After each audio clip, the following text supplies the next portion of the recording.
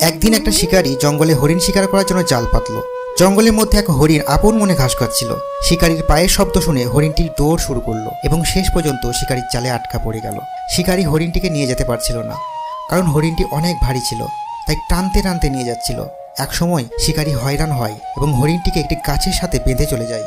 হরিণী কাঁদতে কাঁদতে মনে মনে বলতে থাকে, শিকারী আমাকে ছেড়ে দাও, আমার ছোট ছোট দুটি বাচ্চা আছে, ওরা আমার দুধ না খেতে পেলে মারা যাবে।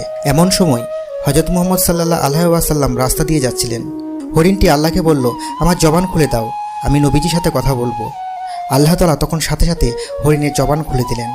হরিণটি সাথে সাথে কাঁদতে কাঁদতে বলল, নবীজি আমাকে ছেড়ে দিন, আমার ছোট ছোট দুটি বাচ্চা আছে, তারা দুধ না খেতে পারলে মারা যাবে, এতক্ষণ হয়তো তারা মারাই গেছে, আমি একটু দুধ খাইয়ে আবার চলে আসবো, আমাকে ছেড়ে দিন। নবীজি হরিণটিকে ছেড়ে দিলেন। হরিণ চলে গেল। শিকারী এসে বলল, হরিণটিকে ছেড়ে দিলেন কেন?